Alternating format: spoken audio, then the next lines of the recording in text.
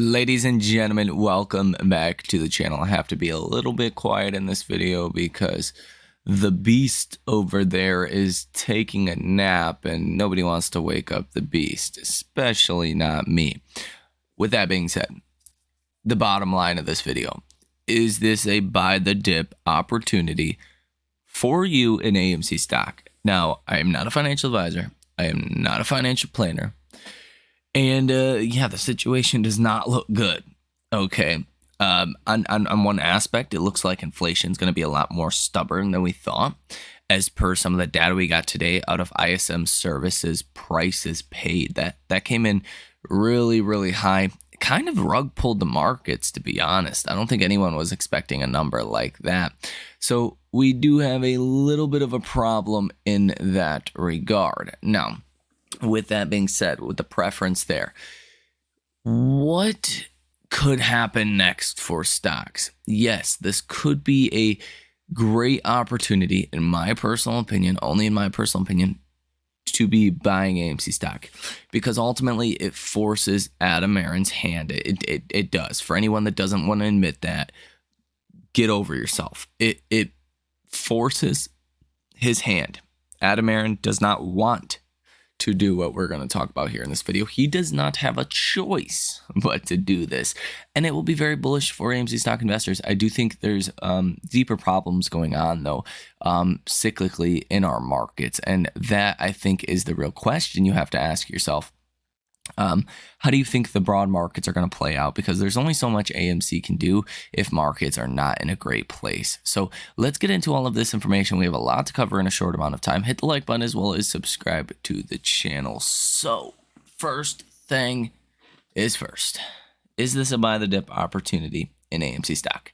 I actually think yes. Now, a couple reasons for that is, again, as I kind of alluded to and I've talked about many times before, I mean, Adam Aron just put out a tweet like a week ago displaying a lot of frustration around AMC stock being $4.50 or so, roughly in that area. And AMC stock today is $3.62. Like, if he was frustrated then, he's really frustrated now. Why is he frustrated? You see, he's not frustrated because he cares if you make money or not. He's not frustrated because he sold a lot of his AMC stock a long time ago. He's not frustrated for personal reasons. He's frustrated because AMC will not survive if the stock stays this low. If Adam Aron cannot get AMC stock higher, AMC stock, my friends, will not survive. It's a definitive fact. AMC needs to raise capital, and with the share price this low, you either nuke the stock, and that's not good.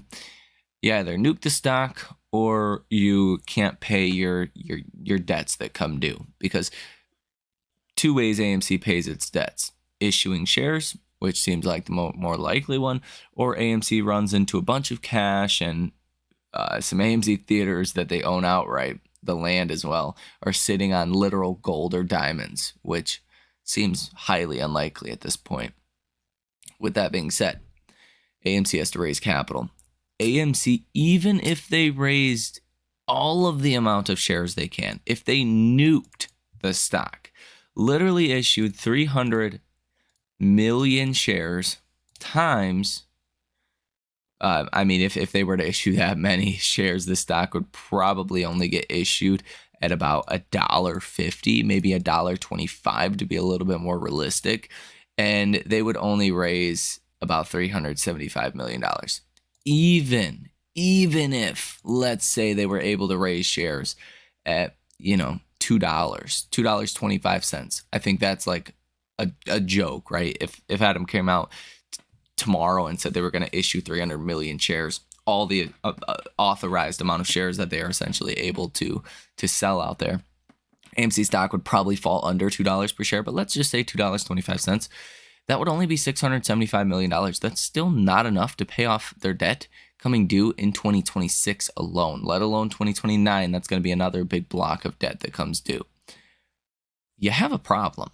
And you also have debt that comes due in 2025 as well, but a good chunk of that debt, like $1.5 billion in that area, comes due in 2026. So even if they raised all of the shares they could and completely nuke the stock. And when I say nuke the stock, that means it's probably never coming back, or it's never going to come back in the way that it has in the past, right?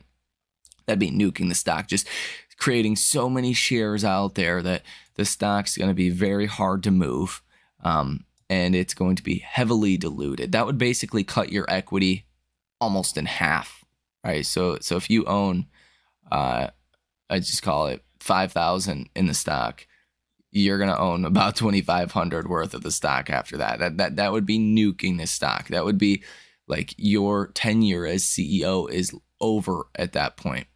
But maybe AMC would survive ultimately if they were able to do that and finesse their way around maybe some refinancing. Overall, it's not a good situation to be in. Right? It's not. Atomera and AMC, I don't think they would do that, but they would issue 40 million shares, another block of 40 million, because that's enough where it can raise you some capital, but it doesn't necessarily nuke the stock. It has, though, recently with the two that we have got since earnings and the conversion of shares, issuing shares to pay off some of that 2026 debt. I think it was like 30 million once and 20 million another time. That has also taken a pretty drastic toll on AMC in the past 2 months. Really just shows if AMC is willing to sell stock at these prices, we have a big potential problem on our hands. I think that's why AMC stock has been performing poorly. AMC stock has not been performing poorly because of a bad box office like Atomera and things. But just for a little bit of context here, if AMC issued 40 million shares, let's say at $5 per share, that's $200 million. That's not that much, but that's better than nothing, right? AMC was just issuing stock recently, 40 million shares at $8.15 per share. They raised over $320 million during that. That makes a little bit more sense. Now the stock is $3.62. You can't even raise capital at this point. So I do think the writing is on the wall. The only choice, and this one's really a Hail Mary, is to tell markets we will not be diluting you for the next 6 months or 3 months or a year or whatever the time frame is. And that would allow the shorts to reconsider their short positions. And that would allow some bulls maybe to start taking over yet again. I do think that's coming now. The problem that we're going to face in our markets is if inflation stays persistent and stubborn, okay, we're going to have a problem. We had the ISM prices paid that came out today way hotter than expected. Like, this was really bad news today.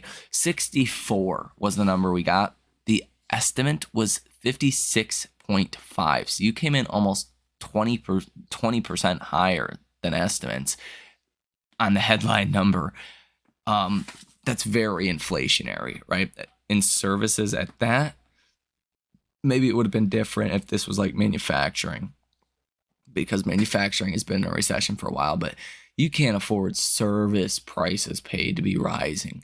At least the Fed doesn't want that. So what happened? The markets are starting to unprice and to price out the first rate cut.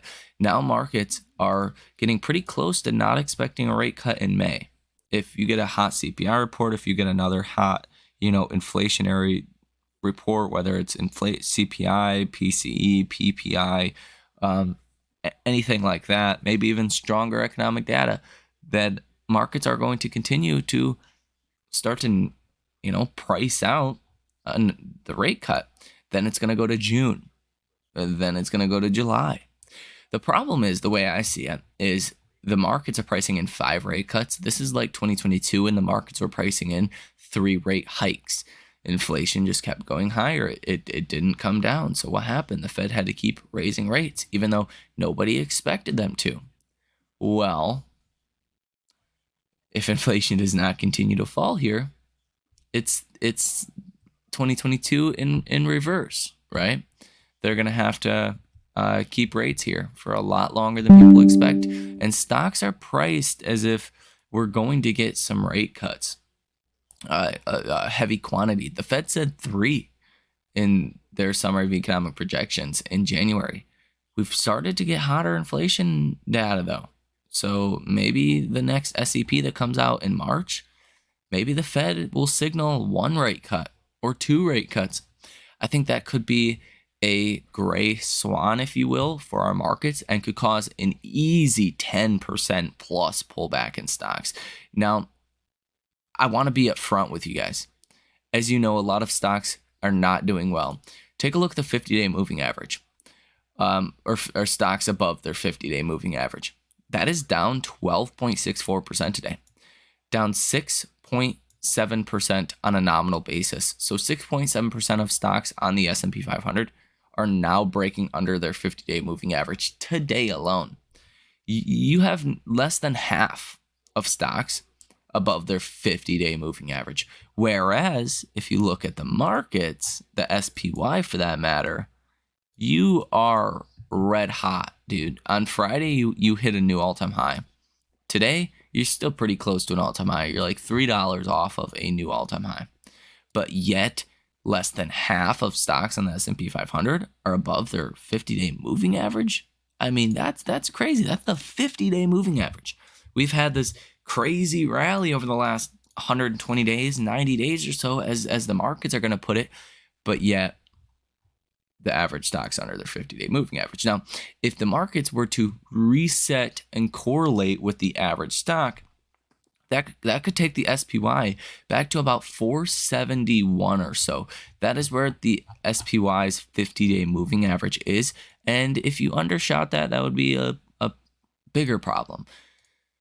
But from here, that would be downside of about 4.5%. So I do think we are due for at least a 4 to 5% pullback here in our markets pretty shortly. And if we don't, then you will start to see broader participation in our markets. Because, I mean, take a look at this chart, right?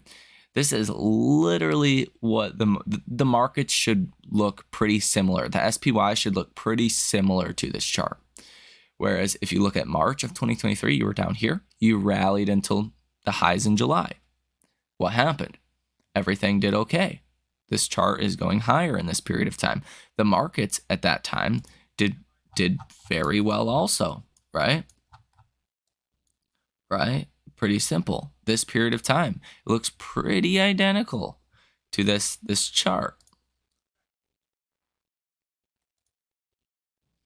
I mean, just take a look at the chart. The same. Then you started to fall. Well, what happened?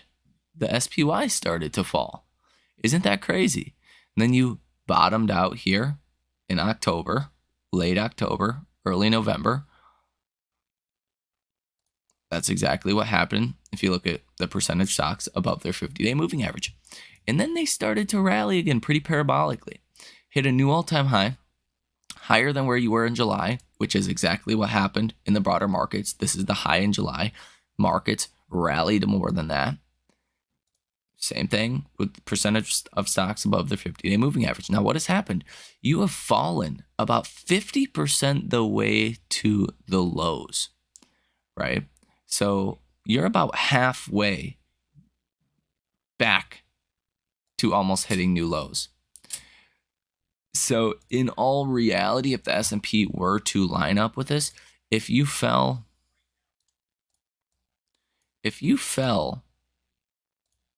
from here to your October lows, that would be a drop of about 17%. Cut that in half. You're looking at about, 8.5% from here? Theoretically, to get stocks to match up to the percentage of stocks above their 50-day moving average, you would have to fall back to about 450 on the SPY. At least 450 on the SPY. And, that would be a pullback of, about 8% or so. So I do think you are in for a correction coming literally anytime. Now, what happens on a day-by-day basis really comes down to big tech. Big tech is what is affecting our markets. But I do think this is a nearer term risk for AMC stock as well. Because if the markets do start to come down, well, AMC is not going to be immune to that. Even if you get good news, even if AMC gave you a commitment to not diluting shareholders, it's still going to fall. So I think you're getting a massive warning sign here with the percent of stocks above their 50-day moving average. And I think everyone needs to be paying very, very close attention to this, especially as we get deeper into this week and we start to get more earnings like Palantir today and after hours, Snapchat and Phase 4, Chipotle tomorrow, after hours, Spotify, Eli Lilly, Tuesday pre-market, Wednesday pre-market, Alibaba, Uber, CVS Health, and Roblox. And then Wednesday and after hours, PayPal, Disney, ARM, Win. Thursday and after hours, Affirm, Pinterest, Cloudflare, Expedia. Friday pre-market, Pepsi, Canopy Growth, AMC Networks, and some other names. So there is that. Just a brief overview of what the data looks like today for AMC stock. Short interest percentage of free float continuing to climb again at 11.2%, $112.48 million worth of short positions currently in AMC, 1.52 days to cover, 28.05 million shares currently sold short, 28.45 million shares currently out on loan, cost to borrow about 2.72%, and utilization 43.02%, and a short score of 61.43 out of 100. If you take a look at the option activity here on the day as well today, you have seen two orders totaling almost $51,000 in AMC with a positive order value of 0%. Yeah, not so great. So I don't know exactly where AMC stock can fall from here. I do think it makes sense buying AMC on a risk to reward proposition as long as you believe inflation is going to continue falling like a rock. If you think inflation is going to continue falling like a rock, then this would be a good time to buy AMC, in my personal opinion. If you believe maybe inflation is stagnating here, that maybe it's not rising all too much, but it's not going to continue to fall as fast as it was before, then maybe right now is not the time to be buying AMC. I honestly think it's a pretty good time to be hedging out longer portfolios, longer duration portfolios, your long-term portfolios. So let me know what you think about this information down below in the comment section. Hit the like button as well as subscribe to the channel. You guys have a great rest of your day, and I will see you in the next one.